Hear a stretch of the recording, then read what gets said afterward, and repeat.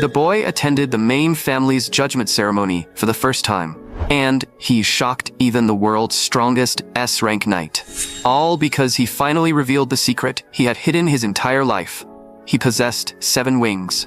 He even made a deadly vow. If anyone dared touch the Westcott family, he would wipe out the entire Elmheim family, no matter the cost. Even the boy's father was stunned by what he had just done.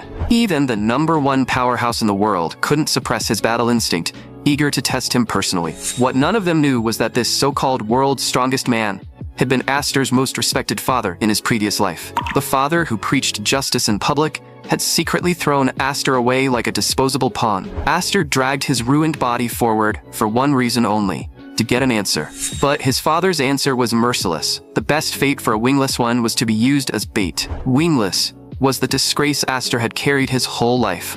He was raised in Elmheim Manor, the most elite family on the continent. But from the very beginning, Aster had been unable to use magic at all. His father, Roderick, the head of the family, was the only 7-winged mage on the continent. The number of wings on a mage's back determined the level of their power. Since Aster couldn't use magic, all he could do was train his body to the limit. For 20 straight years, he never slacked off for even a single day, even while the other heirs mocked him as the wingless one.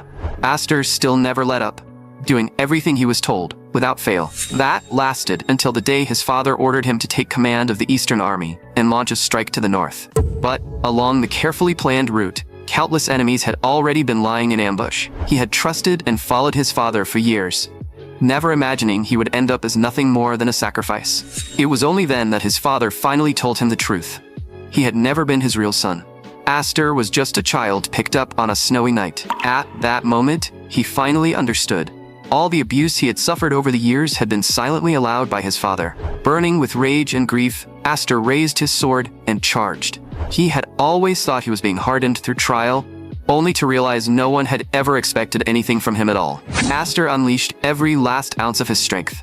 He poured all of his fury onto the father he had once admired most. Roderick only sneered, "Your power means nothing to me." The next second, chains shot out and locked Aster down completely. In that instant, his body was cut apart. A wingless one will always be the lowest kind of pawn. You should be crawling on the ground like the most pathetic insect. Aster kept asking why over and over again. Why had he been taken in on that snowy night in the first place? Since you want to die knowing the truth, I'll make sure you understand it completely. He had only been brought back for one reason: to seize the power of the 7 wings from him. Aster was in disbelief. What exactly did it mean that this power was inside him? His mother had been an extraordinary woman, and she had given birth to a child who carried the power of 7 wings. And Roderick had hunted her down for that power, then taken Aster away in the end. Aster couldn't accept it. His entire life had been toyed with from beginning to end. In the end, Aster met his death, born in blood and dying in blood. When Aster slowly opened his eyes again, he wondered if this was the afterlife. But the lingering warmth in his body snapped him awake. This wasn't a dream. It was real. Where exactly am I? Looking at those tiny hands, Aster finally realized he had turned into a baby, and the woman lying beside him was already dead. Just then, Aster suddenly heard other voices. He could sense people searching for him nearby. The leader shouted, "Find that child, no matter what. This is for Lord Roderick." That name, could it really be true? Roderick. That was the name of his father from his previous life. He's searching for a baby. Have I really been reborn? There were still too many things he needed to confirm, but escaping came first. He absolutely could not let them capture him again. Driven by sheer survival instinct, Aster dragged his infant body slowly through the snow. He had no idea how long he had been crawling. All he knew was that his consciousness was fading fast. As long as he still had even a shred of awareness left, he had to keep moving. Then suddenly, a young girl appeared right in front of him. "Father, there's a baby out here in the snow." The man she called out to was Heir, the head of the Westcott family. "Why is there a baby out here in the snow?" And the child looked completely exhausted. Heir looked up and froze in shock. The long, winding trail across the snow had actually been left by a crawling infant. What kind of child could crawl that far in weather this brutal? In his daze, Aster slowly regained a little more consciousness, but the moment he opened his eyes, he realized someone was pinching his nose. 5 girls were gathered around him, staring at him with curiosity. They were all laughing and bickering, fighting over who got to hold their little brother first. Alfin said, "I'm the oldest, so obviously I should get to hold him first." Aster didn't care about any of that. He immediately struggled out of their arms and tried to run. "What happened after I passed out?" At once, shouts erupted behind him. "Catch, little brother." His desperate urge to escape suddenly made golden light burst from his body. The next moment, he shot straight out of the house. Floating in midair, Aster was stunned. "Is this magic? If I fall, I'm dead for sure." Right as he was about to tumble off the roof, a pair of large hands caught him gently and pulled him into a firm embrace. Aster instinctively turned to look back. The man holding him looked exactly like the head of the Westcott family. The Westcott family was, after all, a branch of the Elmheim family. Heir and Roderick had once protected the kingdom together. In Aster's memory, Heir would die in a certain war, and his entire family would fall with him. He never imagined he would end up being taken in by a branch of the Elmheim family. He had wanted to escape Elmheim, only to circle right back into the home of one of its branches. A noblewoman looked at Aster with deep kindness in her eyes. "From now on, you my child." Heir had always wanted a son to inherit his title. But child after child, he had only been blessed with daughters. Heir said this child carried astonishing magical power, and the mark on his back proved it. This child actually bore the legendary mark of 7 wings. Only then did Aster finally understand why he carried this mark in the first place. In an instant, memories from his previous life came rushing back. Roderick had once said with his own mouth that he only took Aster in for this exact power, which meant the mark on Roderick's back had been stolen from Aster all along. This child's mark is far too important. What are you planning to do with him? After carefully examining the child's back, Heir finally confirmed it. It was truly the 7 wings. And at that moment, Aster grew even more uneasy. He could not let that power fall into the hands of the Elmheim family ever again. After a brief silence, Heir finally said, "We should raise him ourselves. He is still just a child. If we guide him properly, he'll never abuse this power in the future." Maybe this was heaven's gift to them, the boy they had always dreamed of. The door was suddenly thrown open, and it was obvious the girls had been eavesdropping outside for quite a while. They had finally gotten a little brother, so of course they were all watching closely to see what their father would do with him. The sisters cared deeply about this new member of the family, and from that day on, he was given a name. Aster. 10 years later at the swordsmanship evaluation grounds, Lord Heir, the other nobles are already waiting for you. Right behind him, Aster slowly stepped down from the carriage. This was his first time accompanying his sister to the swordsmanship evaluation.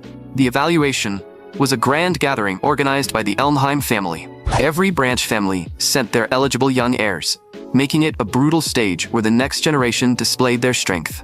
The moment the Westcott family arrived, they became the center of ridicule. People whispered behind their backs, mocking the Westcotts for having no true heir and resorting to adopting a child of unknown origin. In the eyes of these so-called elites, what the Westcotts had done was a complete stain on Elmheim's name. And to them, Aster was the most embarrassing fake of all. "Aster, don't mind those stares. That's just the position our family is in right now. Father, Alfin, I'm not so fragile that a few nasty words would get to me. I brought you here today so you could see reality with your own eyes." "Aster, does a family like this disappoint you?" "Not at all. I just think their arrogance is nothing more than the bluster of the weak." Heir burst out laughing.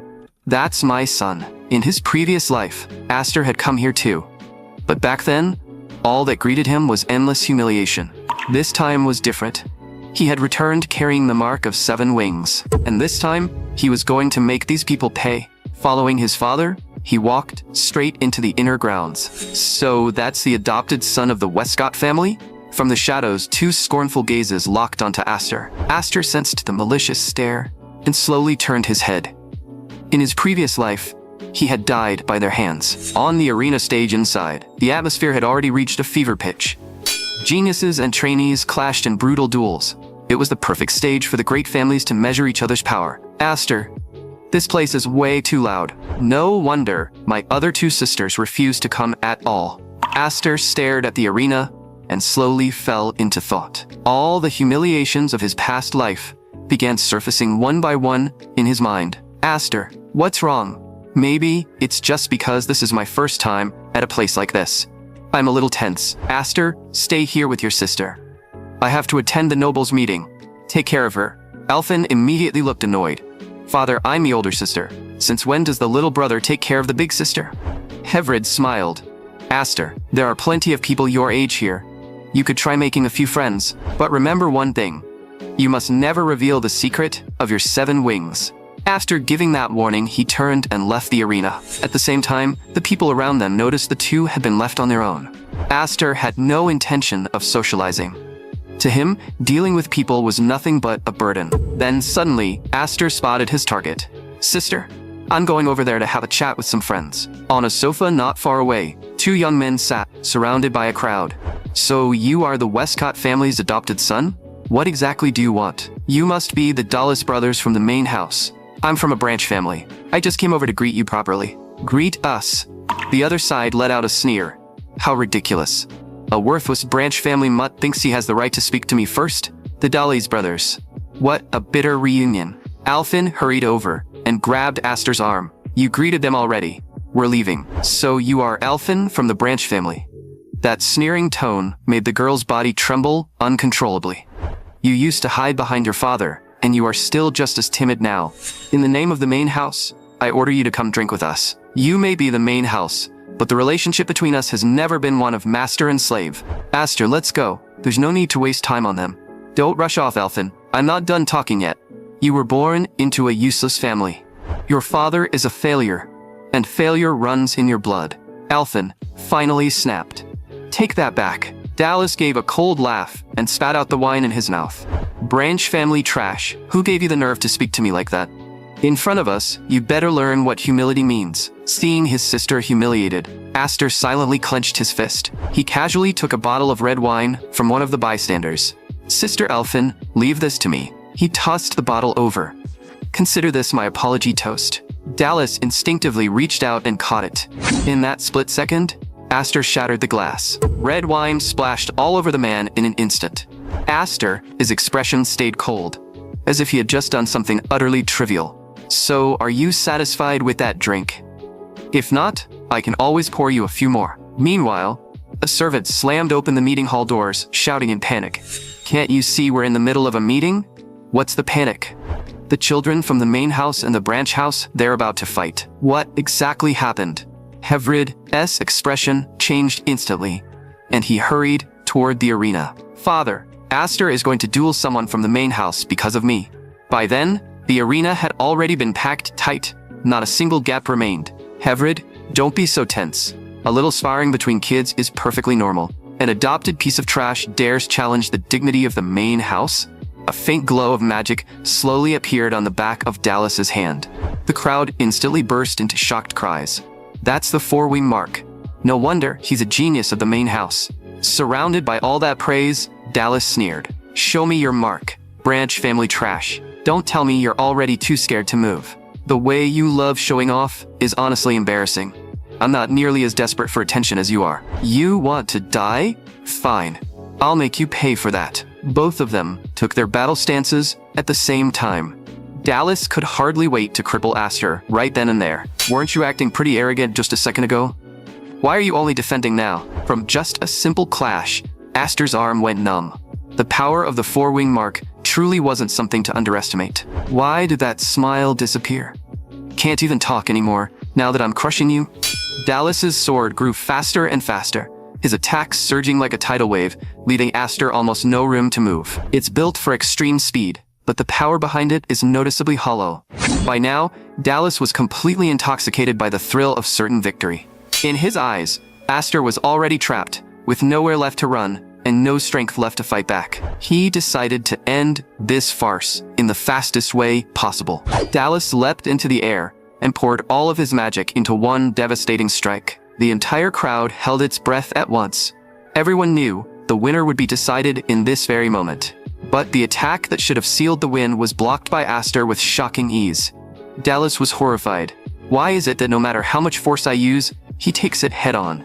Only then did Aster finally speak. You've disappointed me more than I expected. With nothing more than a casual swing of his sword, he blasted Dallas straight back. I was planning to test your strength a little longer, but now I can see there's no point. Aster's sword moved slowly and almost lazily, yet every strike left Dallas feeling completely overwhelmed. His attacks looked unhurried, but each blow landed with the weight of a mountain. Even one of the top knights watching nearby couldn't hide his surprise.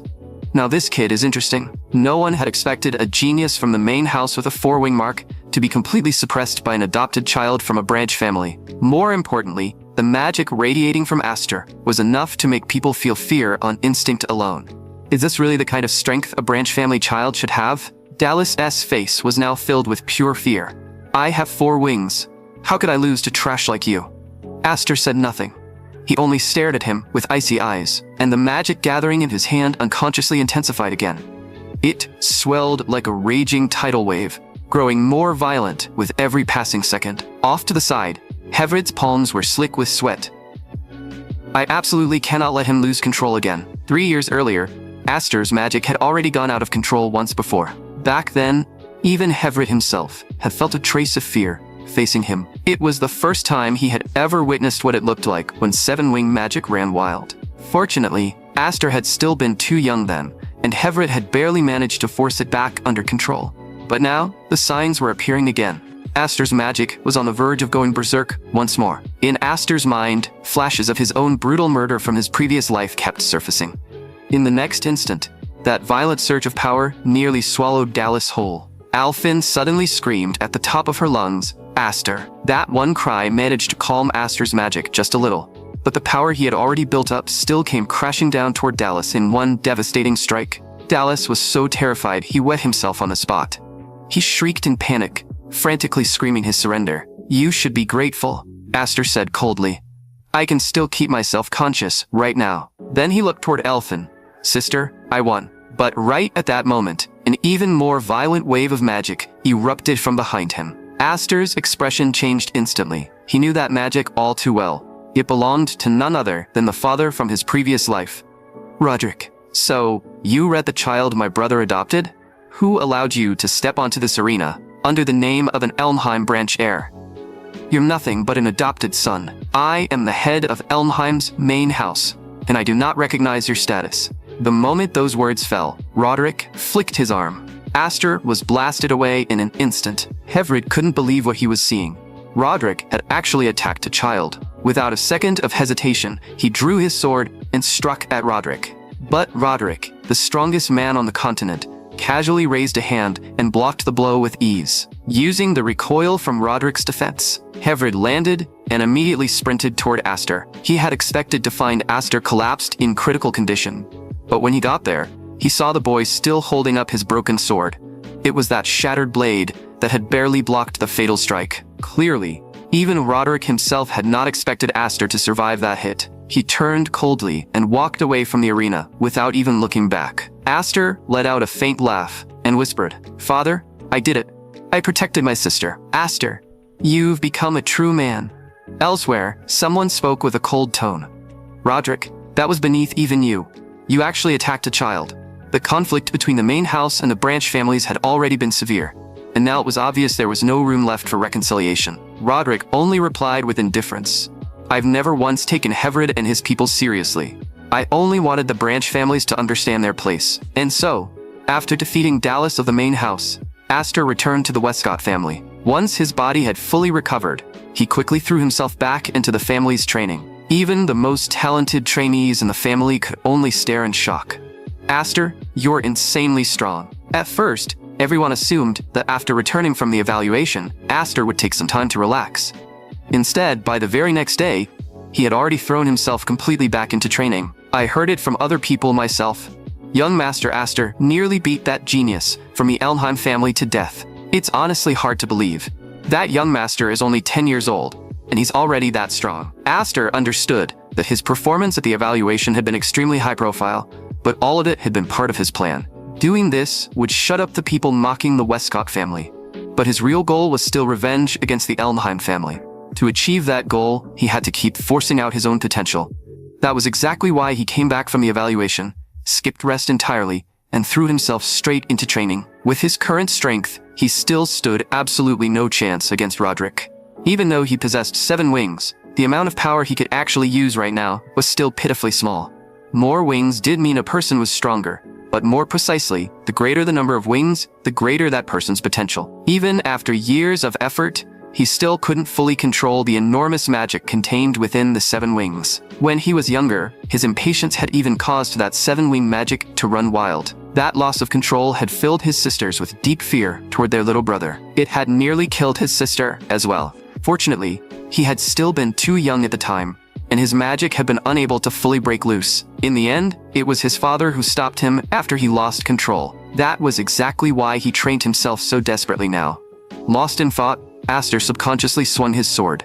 In the very next instant, the wooden swords around him dropped to the ground almost all at once. Only then did Aster realize he had forgotten to control his strength again. A soft laugh came from behind him. Aster, every time you train, you get lost in it way too easily. You really don't act like a 10-year-old anymore. And father wants you in the study. Aster smiled. Sister, you're joking again. I'm still far from strong enough. Since father is looking for me, I'll go see what this is about. By the way, Sister Alphen, what made you suddenly decide to wear your combat uniform today?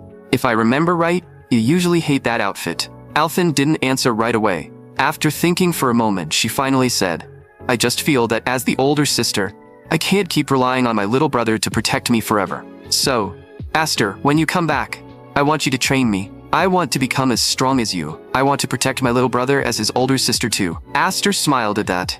As you command, my sister. A little while later, Aster knocked on the door to his father's study. Father, were you looking for me? Hevrid looked at Aster with a grave expression and said, Come here and sit down first. Seeing how serious his father looked, Aster immediately understood that something important was about to be said. Aster, it has already been 10 full years since you became a member of our family. I originally intended to wait until you were a little older before handing this to you. With that, a ring set with a deep crimson gemstone appeared before Aster's eyes. This is the symbol of the next family heir. Aster, I want you to become the heir to this family. Aster had always known his father intended to entrust the family to him one day, but he had never expected it to happen this soon. Aster, after everything that happened during the swordsmanship evaluation, you should already understand how difficult the Westcott family's status and situation have become. Whether I want to admit it or not, the Westcott family is still ultimately a branch of the Elmheim family. Every other branch family already has an appointed heir. I can't leave the Westcott family's heir position vacant forever. Even if noble titles are usually inherited by males, will my sisters really agree to this? Your sisters are all still at the academy right now. When they return, I'll explain everything to them myself. After a brief silence, Aster said quietly, Since father has already made this decision, my sisters may still end up unhappy about it. Not all of them like me, especially Sister Kuto. She's always resented me for being a boy. Hevrid nodded. I'm fully aware of that as well. Fortunately, you bear the 7-wing mark.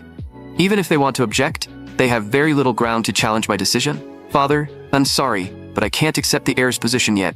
I'm still not qualified to be this family's heir. When my magic went out of control before, I merely got several of my sisters killed. Until I can completely control my own magic, I can't forgive myself. Hearing that, a look of quiet satisfaction actually appeared on Hevrid's face. Aster, your maturity never stops surprising me. Sometimes I honestly wonder if you're really only 10 years old. Since you're not willing to become the family heir right away, I prepared something else for you. And perhaps this gift will suit your tastes even better than the heir's ring. In the next instant, shock spread across Aster's face. Before him was a jet-black magic sword streaked with flowing golden patterns, the blade known as Graham, the Devourer of Magic. A little while later, Hevrid brought Aster deep into the forest. Father, if this is just to show me the magic sword, wouldn't the training hall be a much better place? Hevrid let out a quiet laugh. I have no desire to go to the training hall. Every time you train, you leave the place in ruins. Sword and Graham, both of these magic swords are treasures of Elmheim's main house, and both have always been items passed down only to the family's eldest son. This time, I personally had them brought over from the main house. With that, Hevrid pulled away the long cloth wrapped around the weapon. The sight made shock flash through Aster's eyes once again. Because this so-called magic sword was actually incomplete, it had no true blade at all. But the moment magic was poured into it, a complete blade would instantly form, extending from the hilt. In other words, the true power of this magic sword depended entirely on the strength of the wielder's own magic. In the next second, Hevrid swung the weapon and unleashed all the power stored inside it in a single burst. In just one instant, a terrifying path of raw magic was carved straight through the forest. Aster, this sword isn't without flaws. If the wielder doesn't have enough magic, it can easily drain every last bit of their stamina. But you have 7 wings, which makes you an ideal match for this weapon. So, do you want to try it? Aster didn't hesitate for even a second. He reached out, took hold of the magic sword, and kept turning his father's words over in his mind. Then he slowly poured his own magic into the blade. In an instant, the sword erupted with violent waves of power, and raging magic wrapped itself around it. Aster stared at the scene in disbelief. He could clearly feel his own magic actively synchronizing with the sword on its own. At the same time, everyone inside the family training hall suddenly heard a thunderous explosion in the distance. What was that light? Did a meteor just crash down? You idiot, that was obviously something blasting straight up from the ground into the sky. Alphen saw the same terrifying sight as well. It had come from the forest behind the mountain. At that moment, Aster was sitting flat on the ground with an awkward smile. Father, this sword's power seems a little too absurd. Hevrid, meanwhile, was still frozen in shock. So this is your power, Aster. That attack just now actually created a brief vacuum in the magic filling this entire section of the sky. No one in the entire Elmheim family has ever done anything like that. In all of our family's history, you are the first 7-wing bearer to truly wield this magic sword. Once you fully master this power, Aster, you may very well surpass even my brother Roderick. But Aster felt no joy at his father's praise, because he knew better than anyone that Roderick's true strength went far beyond what people could see on the surface. Before I completely master the sword's power, I have to hide everything. The moment others learn that I bear the 7-wing mark, I will face endless jealousy and hatred. Some people might even try to eliminate me in the shadows. Aster, get up. While I can still protect you, master this power as quickly as you can. Aster understood perfectly well. To prevent the tragedy of his previous life from repeating itself, I have to grow stronger as soon as possible. Father, thank you. I'll master the power of the 7 wings as quickly as I can and protect this family. 3 days later, their mother welcomed the 2 daughters home with a warm smile. Father, Mother, your daughter Kuto has returned, and Sister Mafa has returned as well. After saying that, Kuto even gave an exaggerated little cough. My lovely little sisters, your big sister is finally back. You missed me, didn't you? But everyone walked right past Kuto and instead shouted, "Welcome home, Sister Mafa, you heartless little brats. I'm back, and you can't even give me a hug. Every time Sister Kuto comes back, she messes up all our hair." Kuto immediately protested. "That's just your bias. I'm a knight now. I wouldn't be that rude anymore." Right after saying that, Kuto noticed Alphen standing nearby and instantly moved toward her with a grin. "Oh, Alphen, your big sister missed you girls so much." Alphen immediately stepped back with a wary look. "Sister, why are you coming after me all of a sudden? Didn't you just say you wouldn't mess up my hair anymore?" Mafa glanced around and asked softly, "Where's Aster?" The moment she asked, Hevrid showed a hesitant expression, and Kuto's previously cheerful face turned cold at once. Meanwhile, in the forest behind the mountain, violent magic was still pouring out nonstop. Aster was drenched in sweat, breathing hard. This still isn't enough. I have to adapt to the magic sword's power as quickly as possible. Right now, he could already use his magic to form a blade, but the sword's edge was still extremely unstable. What exactly do I need to do to control the sword as steadily as my father and bring out its true power? Aster, your performance this time was genuinely impressive. The voice belonged to Sister Kuto. Aster froze for a moment and quickly turned around. "Sister Kuto? When did you get back?" "I've already been back for almost an hour, and you were so busy training that you forgot to come greet your own sister." "Aster, did you really lose track of time because of training? Or did you simply not care enough to come greet us?" "I heard all about what you did at the swordsmanship evaluation back at the Knight Academy." Aster immediately lowered his voice and replied, "I'm very sorry. I lost track of time.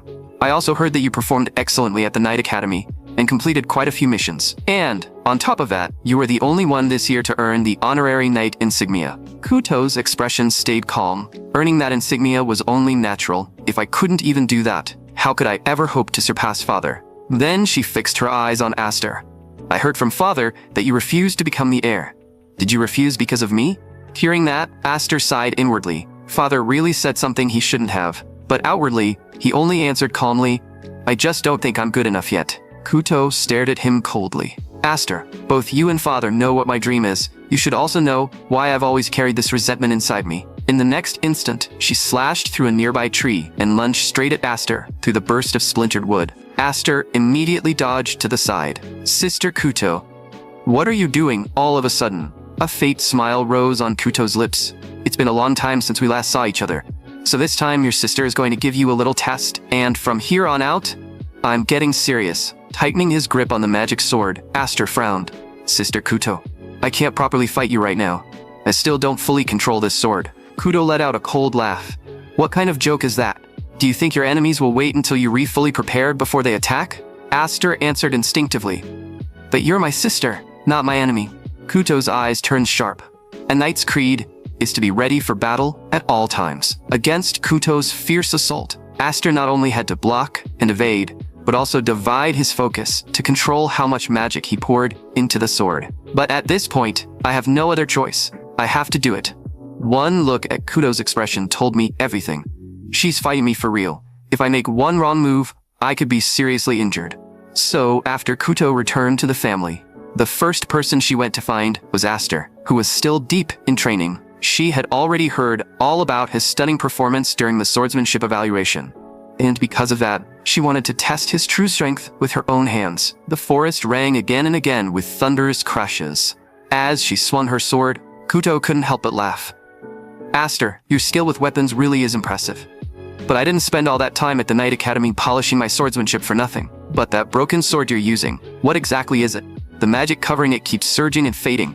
It's completely bizarre. The way you're fighting right now, you look like a beginner who hasn't mastered magic at all. Pressed back again and again by Kuto's relentless offensive, Aster could only retreat. Sister Kuto, you really haven't changed at all. You still show absolutely no mercy. Kuto's gaze turned icy. Aster, when I'm facing you, I can't afford to hold back. It is precisely because I'm male, the only one in the family with inheritance rights, that Sister Kuto has always treated me with unusual harshness.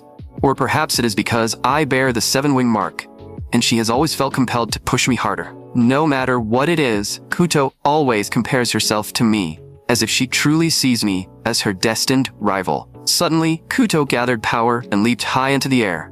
Aster immediately sensed an unusual surge of magic. In the next second, Kuto came crashing down from above, wrapped in overwhelming magical force. With fierce unwillingness burning across her face, she shouted, Aster, you are not worthy of becoming this family's heir. Elsewhere, Manhwa felt the violent fluctuations of magic coming from the back mountain and frowned. Father, is it really alright to let Kuto and Aster fight like this? If this keeps going, one of them is definitely going to get hurt.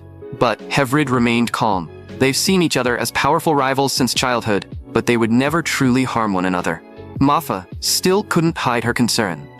I don't know why Father is so confident, but I hope things really turn out the way he believes they will. Then, she suddenly seemed to remember something else. Come to think of it, why did Father call us back so urgently from the Knight Academy this time? Was it really just to discuss the heir issue? Heir answered in a low voice. Of course it wasn't just for that. Then he turned and pulled something out from a drawer. The moment Manhwa saw the crest on it, her expression changed sharply. That mark, is it from the main house? Heir nodded. That's right, it's a summons from the main house.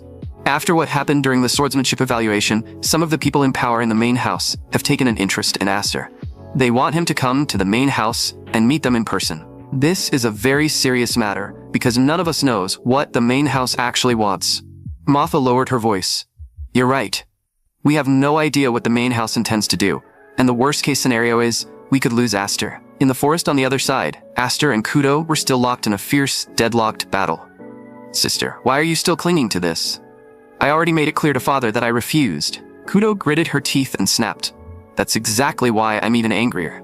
I've dreamed of becoming the family head my whole life, but because I'm a woman, I was never even given the right to inherit. So why is it that you can reject it so easily? As she spoke, Aster clearly felt his sister's power growing heavier and heavier. The crushing pressure came straight at him. Her strength feels like that of some massive beastman. Without the slightest hesitation, Kuto kept pressing Aster down with her longsword. Sword slammed against sword again and again, sending sparks everywhere. But in the next moment, Aster suddenly shifted left and redirected the force, narrowly avoiding a pure head-on clash of strength. Then, he drew his blade out from the left and slashed sideways toward Kuto. Seeing that, Kuto actually laughed. So you avoided a direct clash with me just now? Don't tell me you actually think a trick like that is enough to beat me. Before the words had even settled, sword aura exploded out of Kuto's body, sending everything around them flying. Aster, who had nearly landed a hit on her, was blown away by that force as well.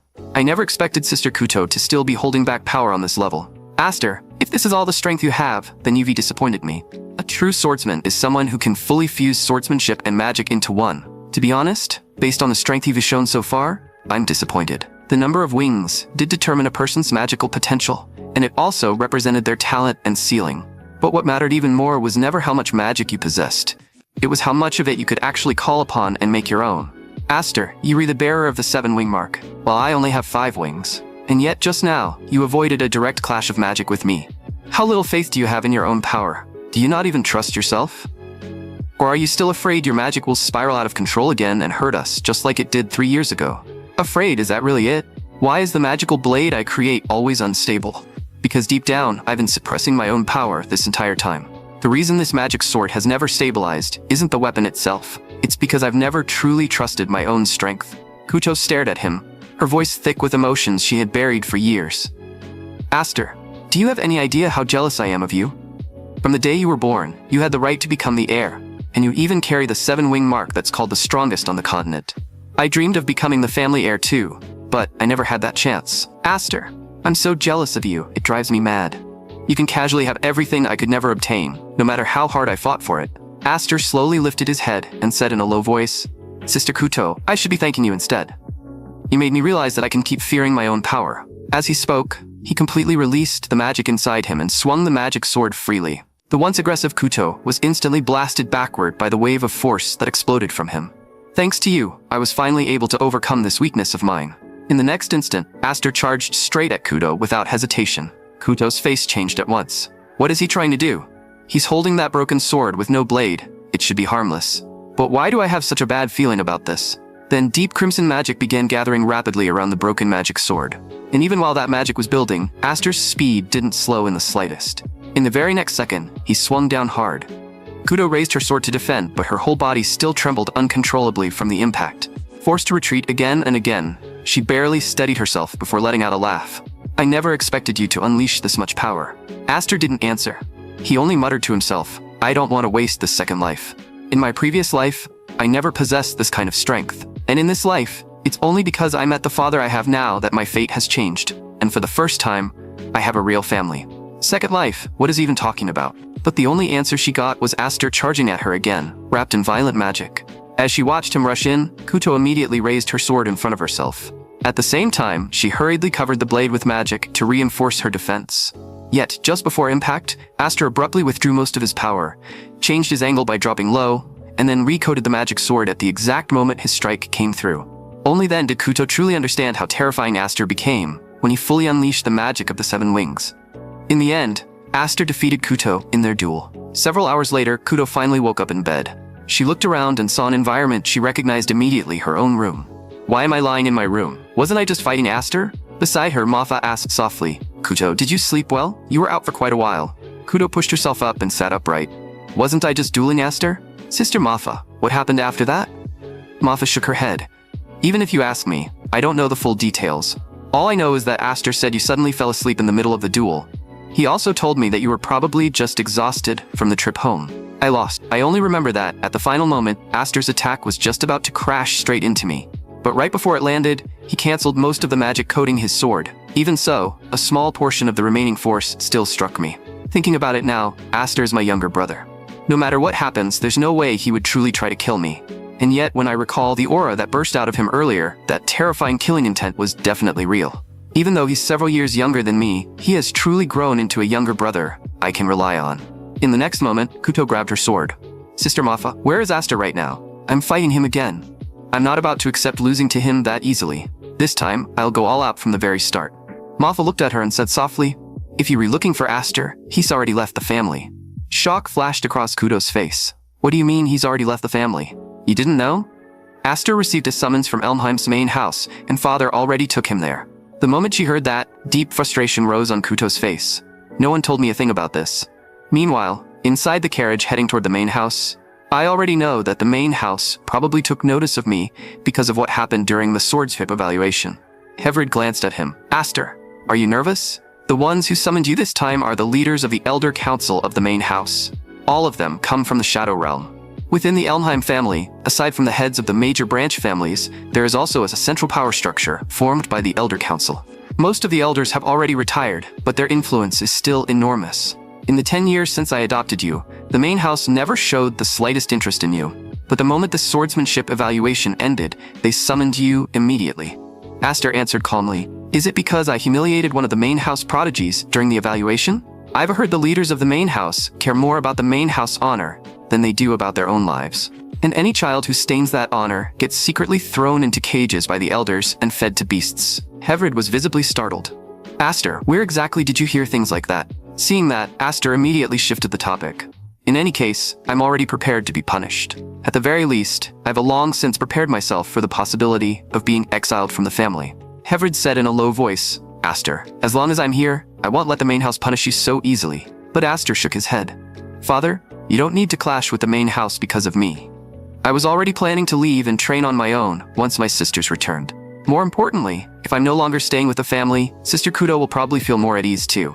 And besides, I was only able to truly master the magic sword this time because of Sister Kuto. I can feel that I'm already controlling the power of the 7 wings far more smoothly. I want to know just how far I can go. So Father, please don't try to shield me from everything." Heverid looked at him and couldn't help sighing. "Aster, you never stop surprising me. The things you say don't sound like they were coming from a 10-year-old child at all." Right in the middle of their conversation, a faint sound suddenly came from the roof of the carriage. Aster's face instantly changed in shock, because Kudo was currently clinging right to the carriage door. Heverid was just as startled. "Kudo, don't tell me you actually ran all the way after us?" Kudo glared at Aster with open dissatisfaction.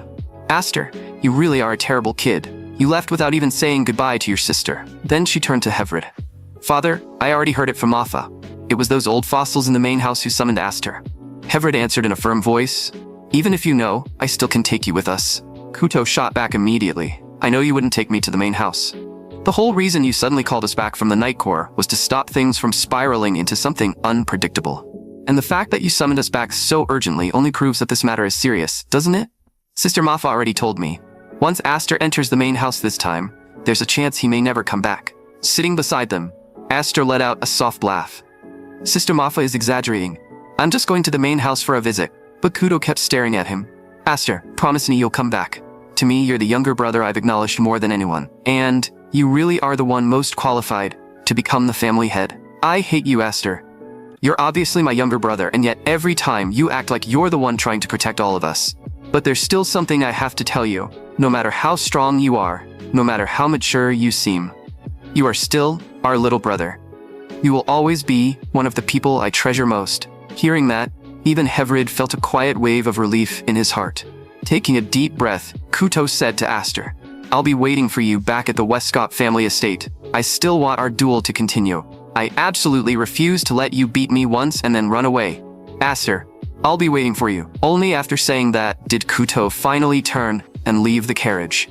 Aster stayed silent for a moment before murmuring, "She ran all the way here, just to say that?" Heverid gave a faint smile. "Your sister has always cared about you a great deal." Aster's eyes softened slightly. "In this life, I truly have the best family I could ask for."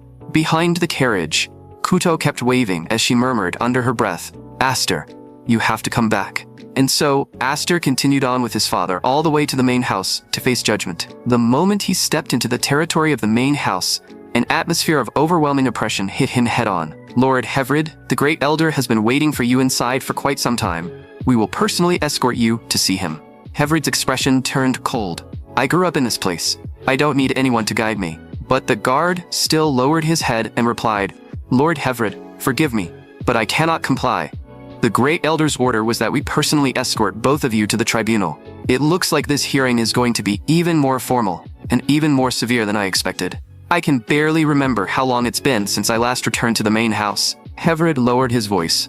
"Aster, I believe you already understand this much. This judgment will be harsher than either of us imagined. No matter what they say, stay calm." Aster looked up at him. "Father, when you say they, who exactly do you mean?" Heverid answered in a deep voice. "The Great Elder we're about to meet is the 6th family head of the Elmheim line, my father and your grandfather." Even as they walked, Aster's eyes drifted instinctively toward the training grounds, not far away. Among the people training there, he didn't spot Dallas anywhere. Most likely, the injury to his arm still hadn't healed enough for him to train. Aster, are you listening? Heverid's voice yanked him back to the present. Turning his head, Aster saw his father handing his sword over to the guards. Left with no choice, Aster handed over the magic sword as well and quietly said, "Father, I promised my sister I would make it back safely." Then the doors to the tribunal slowly began to open. In an instant, the nearly solid, crushing atmosphere inside that chamber made it hard to breathe. The moment the two of them stepped into the tribunal, a low, emotionless voice echoed from not far away. "Heverid, it's been more than 10 years since you last came here. My grandson, Heverid."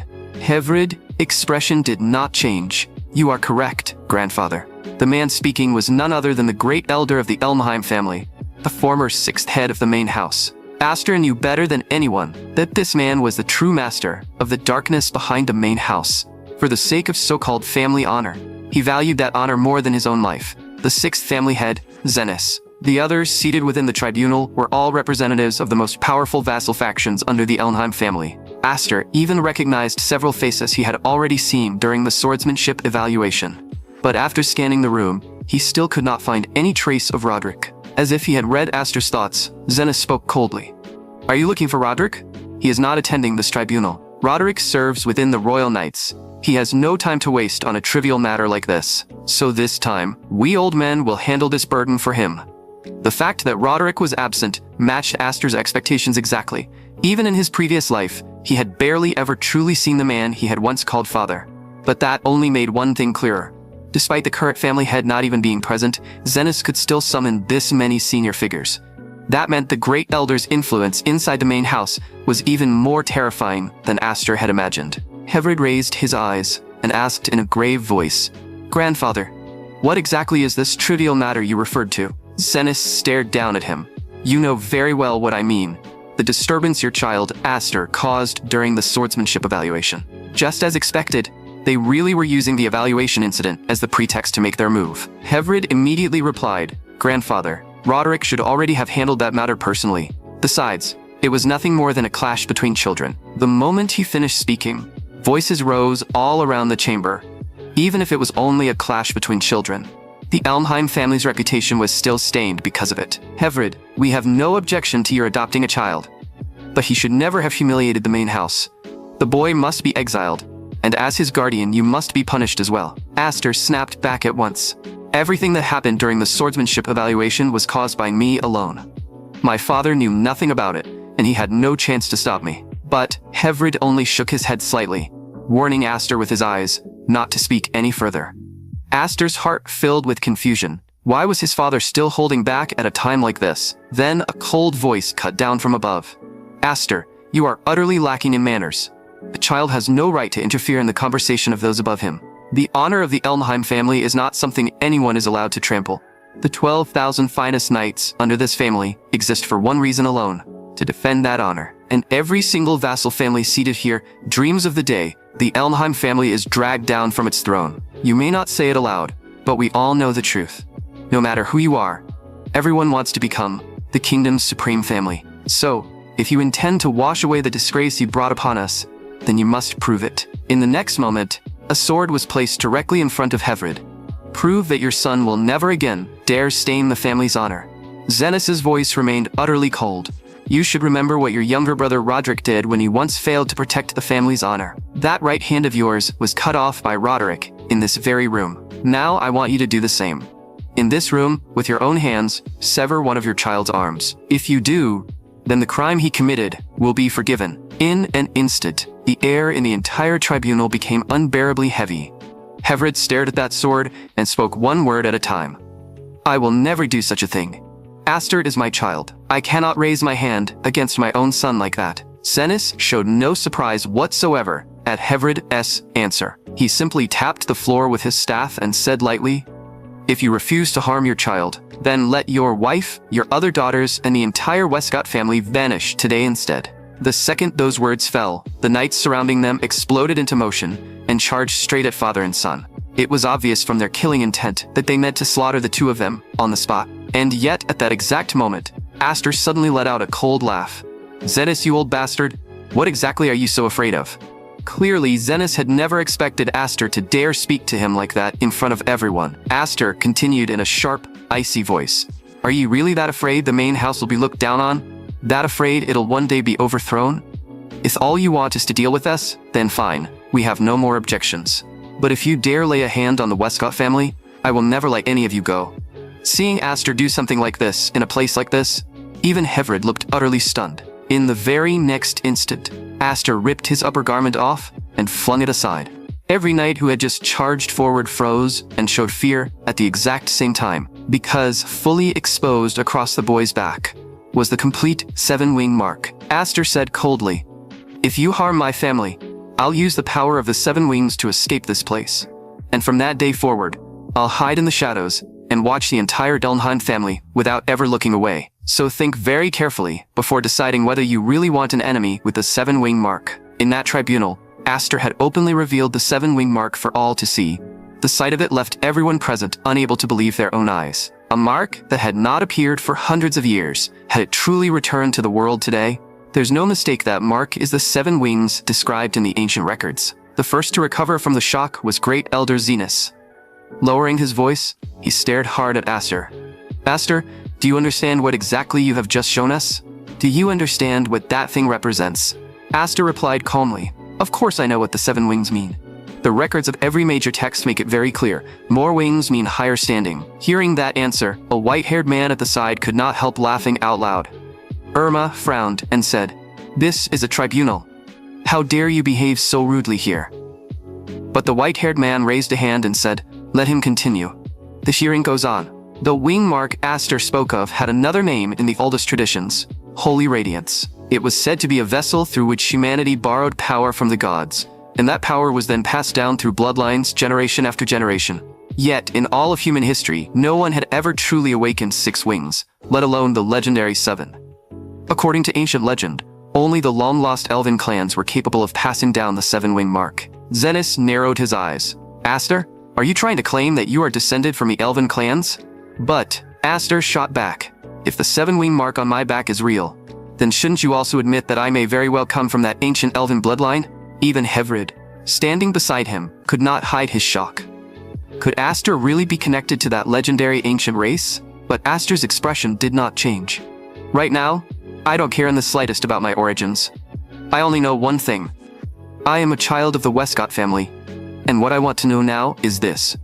Are you prepared to make an enemy of me? Even if I leave the Elnheim family, countless families outside would fight to take me in. Because for people like you, anyone capable of shaking the rule of the main house is a potential threat. But to Aster now, those same families would become one of his greatest assets, with potential surpassing even Roderick S. Some of the leaders gathered here would surely want to join hands." The moment those words landed, the expressions on the elders' faces shifted. In his previous life, these families rebelled together, only to be crushed by Roderick. Now, with the 7-wing mark revealed, I am the ultimate prize. I need to find out which of them can truly be turned into allies. Zenas narrowed his eyes. "I still don't believe a child from a side branch could possess 7 wings. To me, you are no genius. You are just an arrogant brat from a lowly branch." Aster did not flinch. He answered coldly, "If you think it's fake, feel free to test it yourself. But the second you move against me, those plotting in the shadows will rise against the main house, without hesitation. I carry the 7-wing mark. Stop now, and you might still preserve your precious peace for a little while longer." At that exact moment, Irma suddenly clapped her hands. She said calmly, "Great Elder, you doubt the boy, yet you don't dare act against him recklessly. So why not test if his wings are genuine before making a choice?" Confused whispers broke out.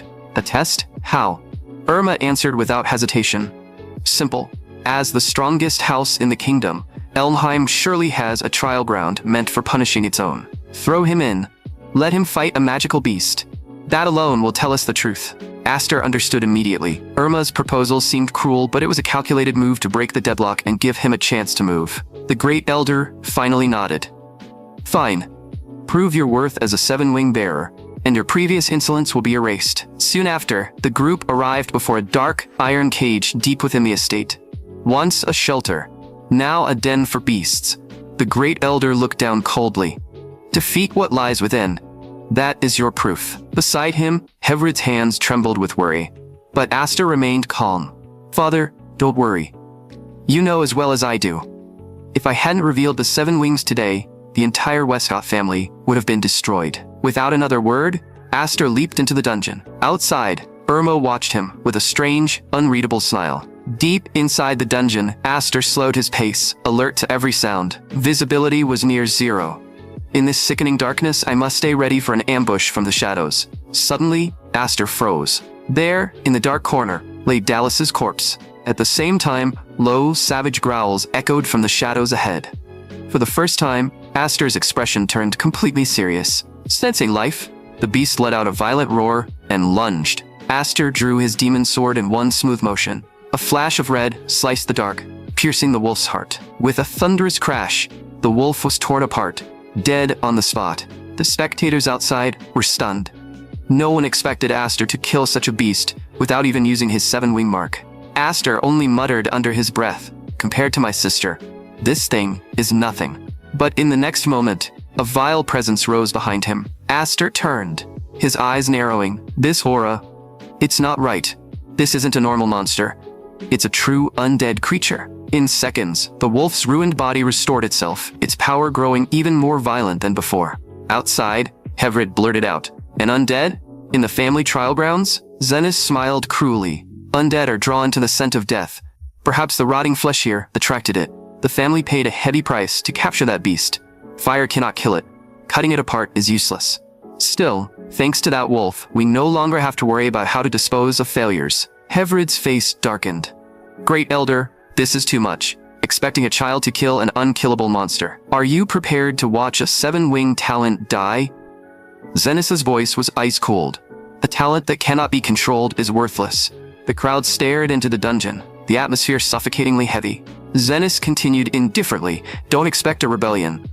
A dead 7-wing bearer is of no value to anyone." Hearing this, even Irma felt a trace of sorrow. Being born in Elmheim truly is a tragedy. "Aster, survive this," she whispered inwardly. "Prove them all wrong." At that moment, Aster was still locked in an endless battle against the demonic wolf. No matter how many times he struck it down, the beast recovered only moments later. Worse still, with every death, its power surged to an even more terrifying level. An undead creature, grinding it down like this is completely pointless. To truly destroy it, you must either incinerate it under direct sunlight or purify it with a sacred weapon. If neither is an option, avoiding the fight altogether is the only wise choice. But for Aster, there was no way back. If I want to prove my worth to these families, I have to show them a power that dwarfs everything else. In the next instant, a raging storm of 7-wing mana flooded the demon sword, crashing down onto the wolf. The beast's body was vaporized instantly by the sheer impact. The force of the strike blasted a deep crater straight into the dungeon's reinforced wall. The elders outside were thrown back, stammering in shock. So this is the real power of 7 wings? Clearly, even Zenis hadn't expected that a single burst could be this overwhelming. But even so, brute force alone was not enough to kill the undead. Aster's eyes sharpened as he scanned the debris.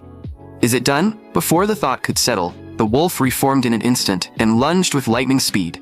A monstrous force slammed Aster down, pinning him so hard his bones groaned under the pressure. It's alive, and it's gotten even faster. Above the pit, Hevrid shouted in a panic, "Aster, Hevrid, interference now will only get him killed.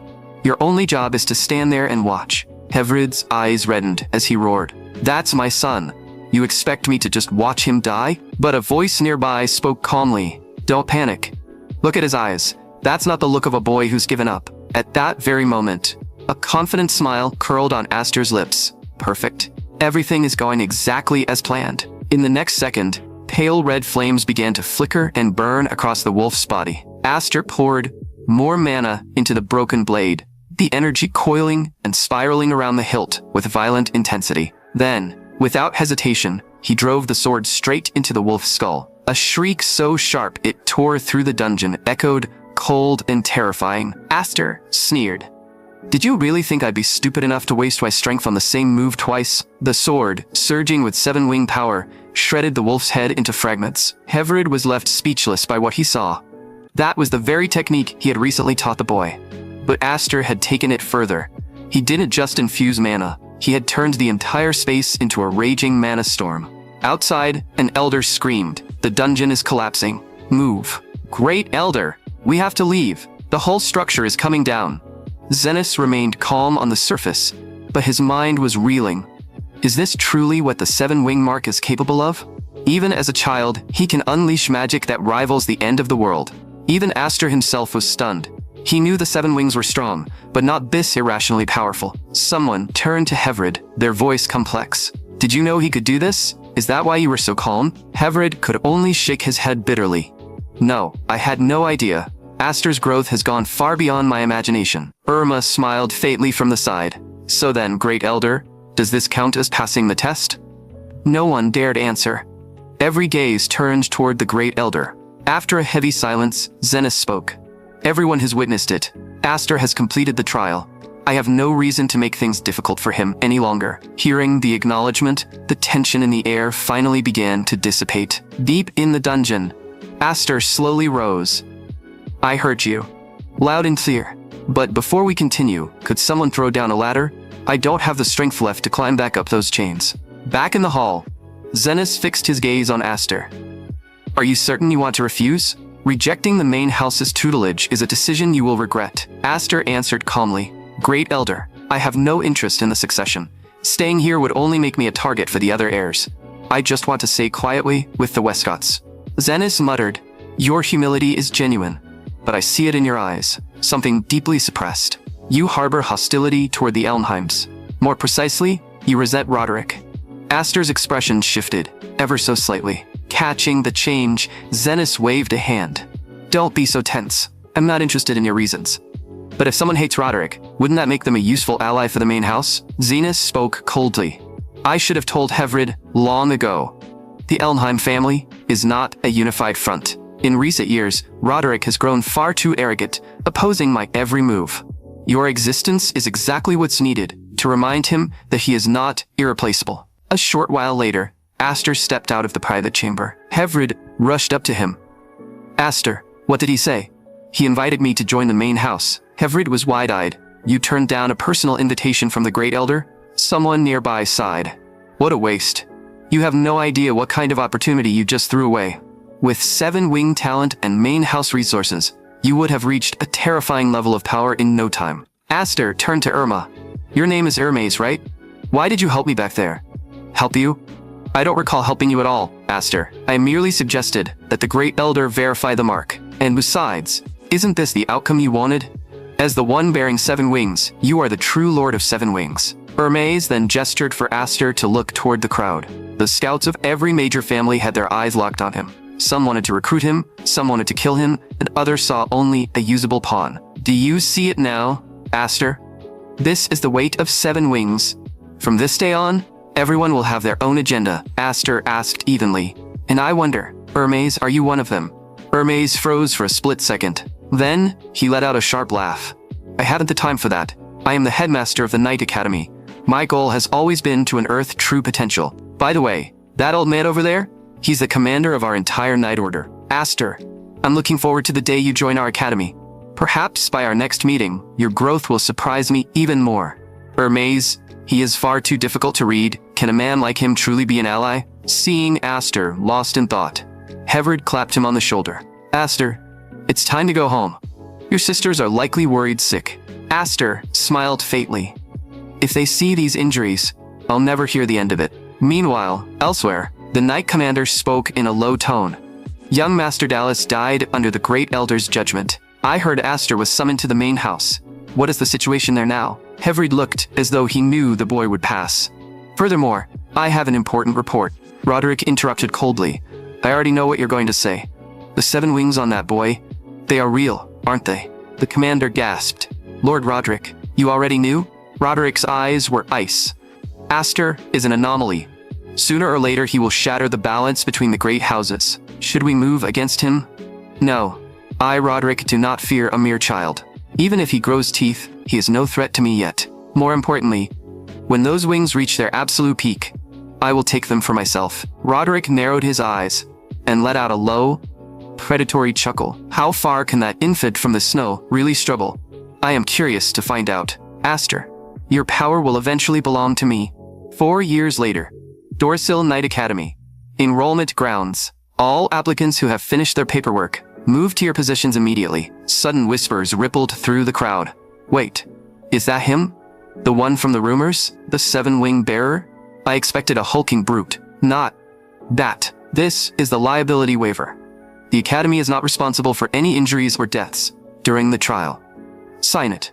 Show your mark, register, and move on. You are from an Elmheim branch family? The registrar's face went pale. Your name is Aster? Aster answered calmly. Aster of House Westcott. My mark is on my back. It's inconvenient to strip here, but your academy should already have my records. With the rumors of the 7 wings spreading, Aster was instantly the center of attention. The moment he stepped into the trial grounds, a rough voice barked. Hey brat, did you not hear me? I've taken this exam many times. I've never seen a face as weak as yours. You're in the wrong place. This is the finest trial ground in the kingdom. Not a playground for runts like you. Aster simply acknowledged him to keep moving, uninterested in wasting time. But the man blocked his path. Every person here bled and fought just to stand on this ground. The way you walk in here, it's an insult to this entire exam. And that tiny toy sword? Get the hell out and go back to your mother. Go sightsee somewhere else.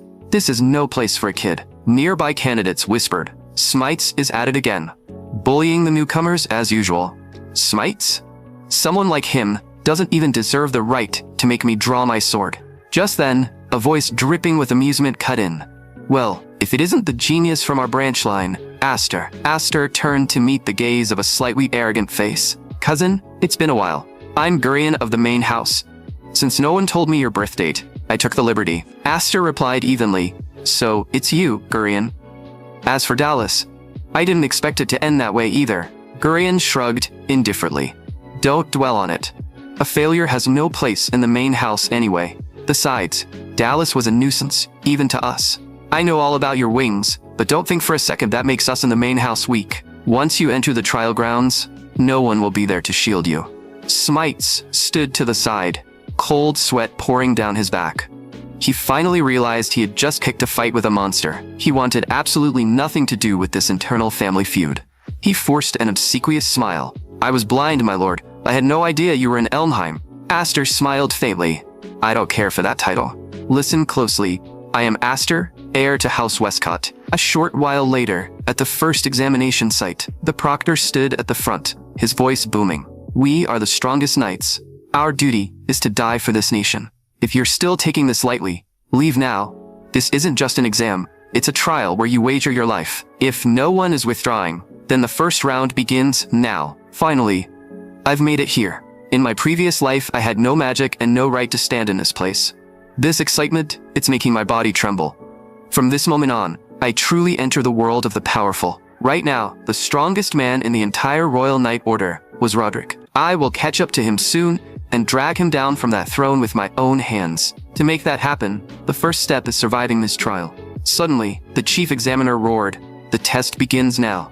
Above them, concealed mechanisms snapped open. In a single instant, a lethal volley of arrows rained down, tearing straight through the vanguard of the candidates. Panic erupted. This was an exam? They were slaughtering the applicants from the very first second. As the iron rain continued to pour, a deep voice echoed across the bloody field. This is the first test. The last man breathing is the winner. Pure terror gripped the crowd as the arrows acted as the Reaper's scythe, cutting down lives without mercy. In the blink of an eye, the grounds were carpeted with corpses. Only then did the reality set in. This was why the Royal Knight Order was hailed as the absolute strongest. A few veterans immediately formed defensive circles, fighting back to back to survive the onslaught. What the examiners detested most wasn't failure. They sought the truly strong, those who could stand beneath a storm of death and remain utterly composed. The chief examiner's gaze locked onto Aster. Since the trial began, the boy hadn't moved a single inch. Smites stared from afar in disbelief. Had the kid gone completely catatonic with fear? Gurion sneered inwardly. If you die here, it saves me the trouble of doing it myself. Yet, under the bewildered stares of the survivors, Aster slowly raised his hand and gripped the hilt of his demon sword. Without even glancing at the sky, he released the most fundamental pulse of magical pressure. With a thunderous boom, A violent cyclone of mana erupted, instantly shredding every incoming arrow into fine dust. The self-proclaimed geniuses surrounding him were struck entirely dumb. Is this the legendary monster with 7 wings? The chief examiner's heart pounded. This must be reported to Lord Roderick immediately. Far away in the capital, Roderick suddenly opened his eyes. This boy must be eradicated. Yet Aster, the architect of this chaos, hadn't even blinked. To everyone present, he was no longer human. He was a monster. The examiner wiped cold sweat from his brow. To manipulate the airflow so flawlessly requires a terrifying level of microcontrol over mana. But he has created a massive headache. Thanks to that stunt, far too many survived. The examiner coldly surveyed the survivors, quickly dismissing the thought. Those who got lucky here would just die in the next round anyway. He looked at the panting candidates and commanded, "There is no rest. Proceed to the second testing ground."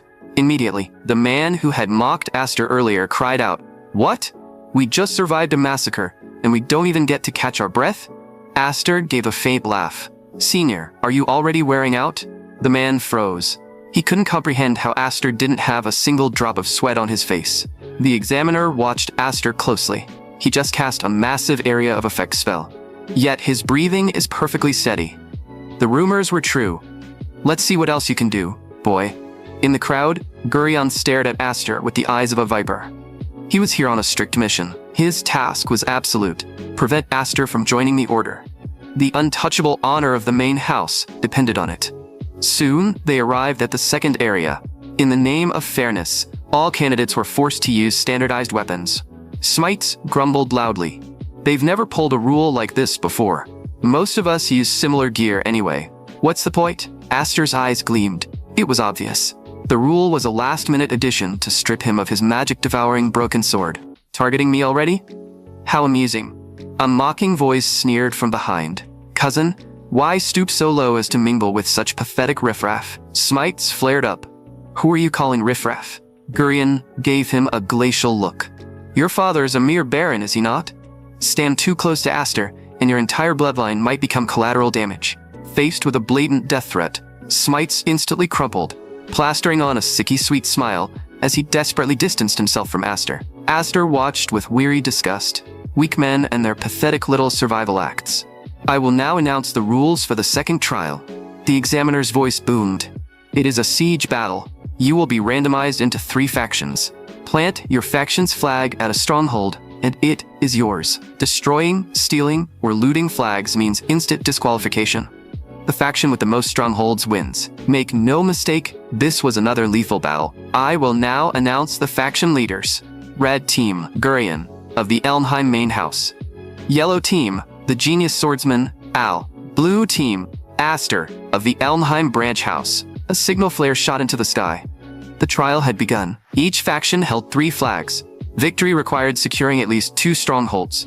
In a 3-way war, there could be only one victor. Only one winner.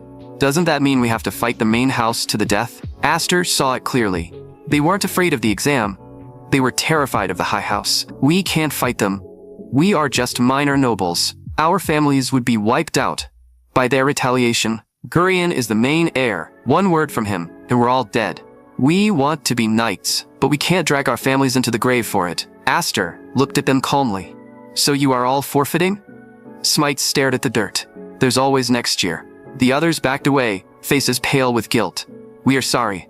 We are just too weak." In the end, the blue team consisted of 1 person. Aster. It was almost comical. Yet, he understood. The sheer terror Roderick instilled in this nation was a disease in their blood. Looking at them, Aster remembered his past life. A worthless pawn waiting to be slaughtered. That was why, more than anyone else, he understood the suffocating weight of their powerlessness. Soon after, Aster arrived at the yellow team's camp. Yet, there was no sign of battle anywhere inside. It was much quieter than he had expected.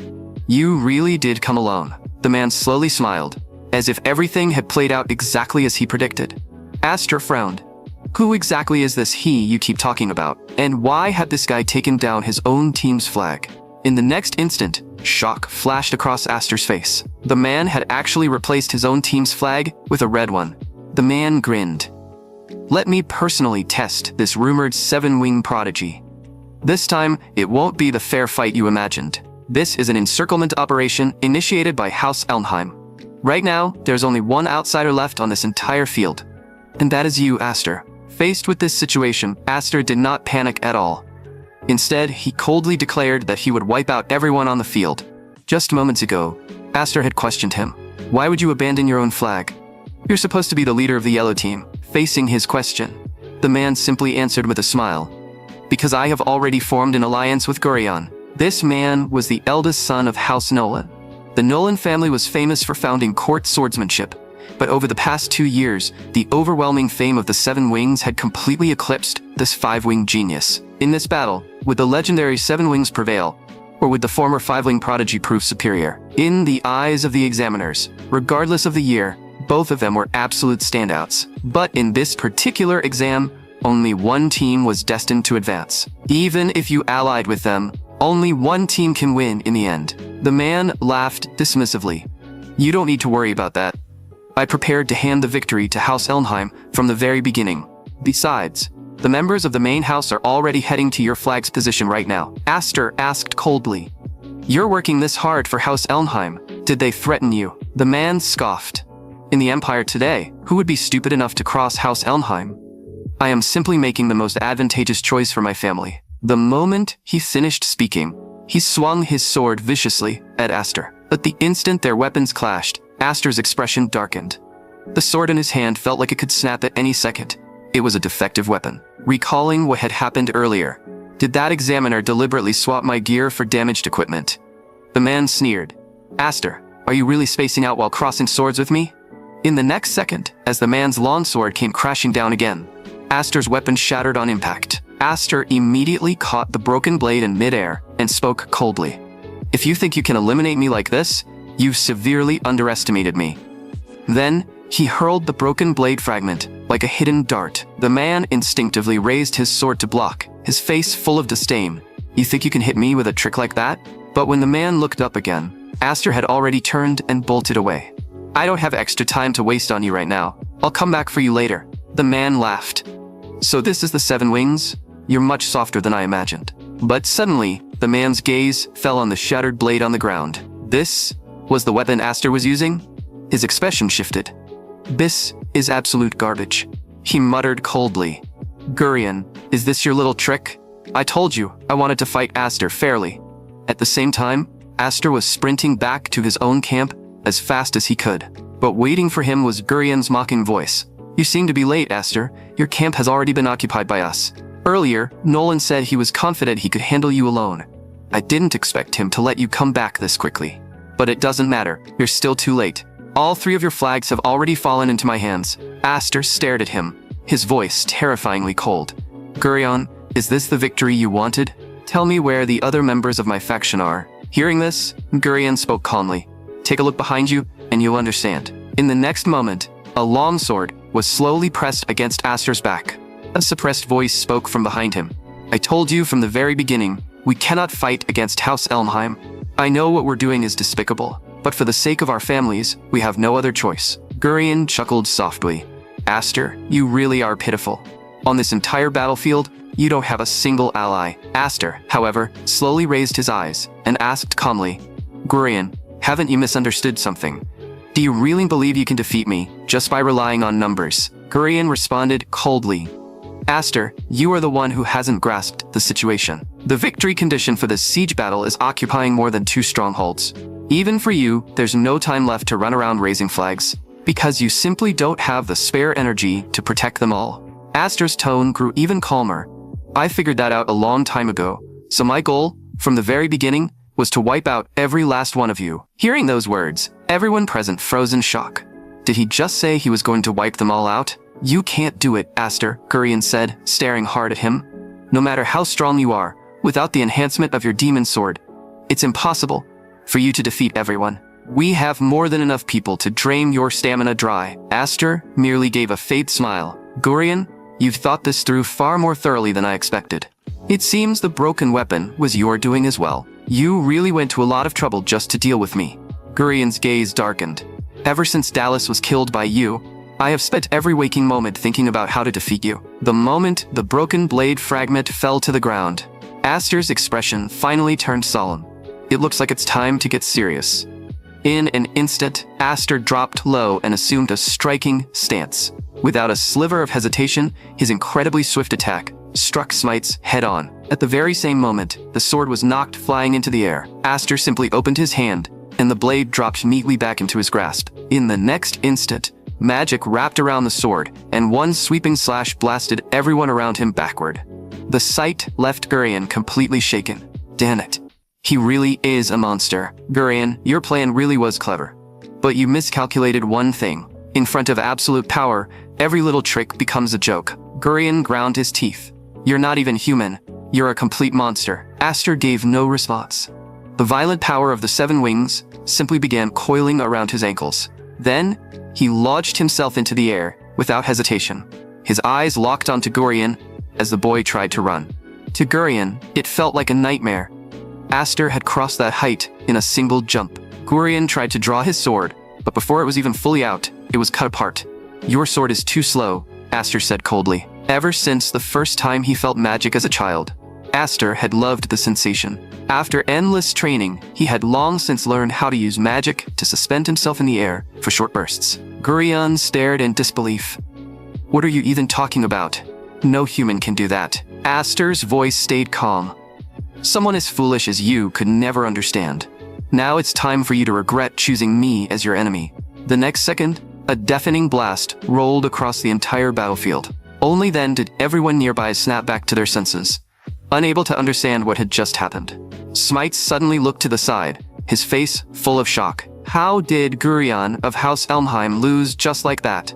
From where everyone stood, all they had seen was Aster fling them aside with a single strike.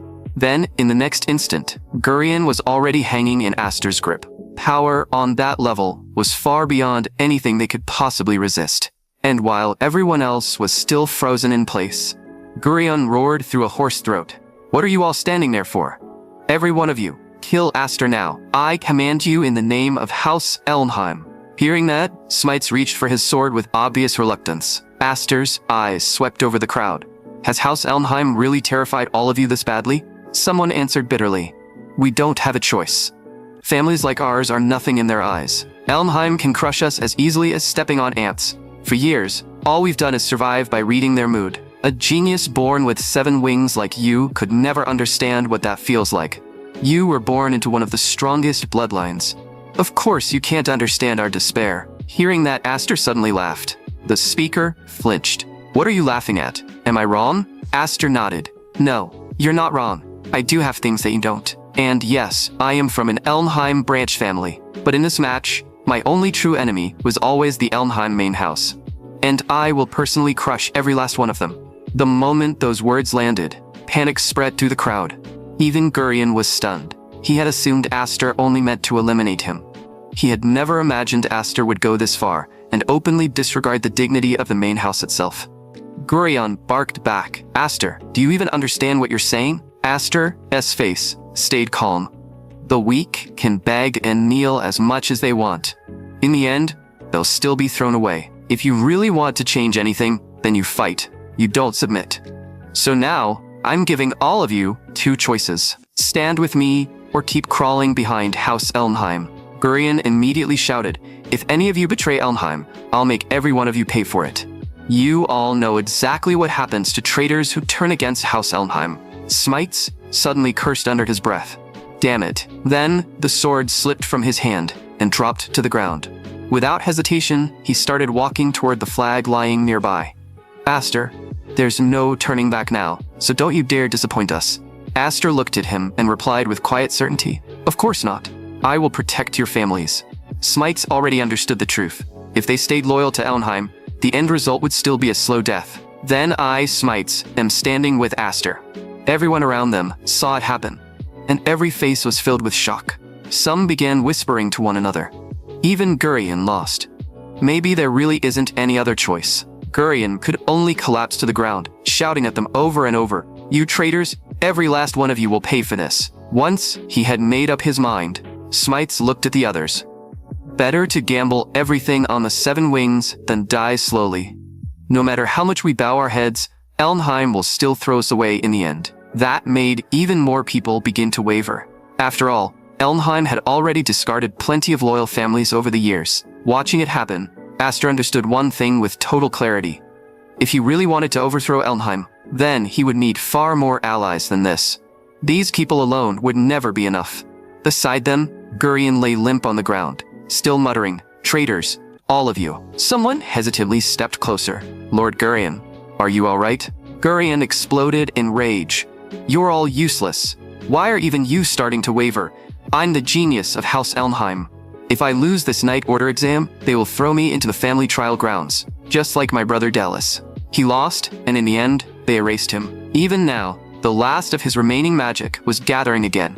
He absolutely could not fall here." Just then, a steady set of footsteps approached from behind. "Gurion, you look even worse than I expected." Gurion turned sharply. "Al? Why are you only showing up now? We agreed Aster was yours to deal with. So why did you let him get back here? Now that you are here, take care of Aster yourself." In Gurion's eyes, Al only had 5 wings, but his swordsmanship was without question the finest among all of them. "Al, go kill Aster for me." But before those words had fully settled, Al tossed a red flag straight at Gurion. "I came here to end our alliance. You trampled on my pride when you arranged for Aster to be handed a broken weapon.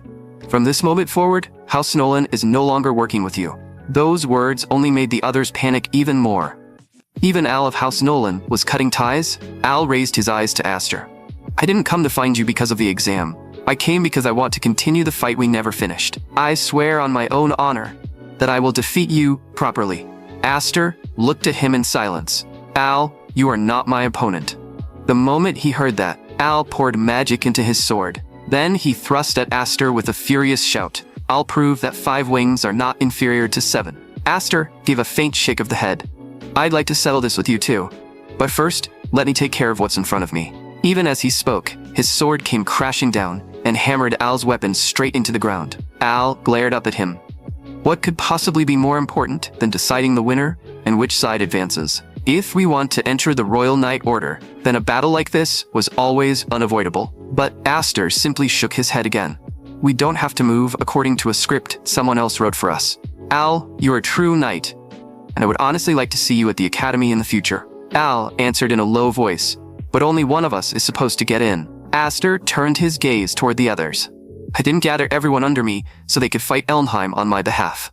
Before my real plan can begin, I need everyone here to accept my command. And that plan is simple. Every candidate here will pass this exam." The instant he said that, both Al and Gurion looked at him in complete disbelief. "You're saying all of us pass? That's impossible." Aster didn't answer. He only started walking toward Gurion. Gurion's voice shook. "Aster, what exactly are you trying to do?"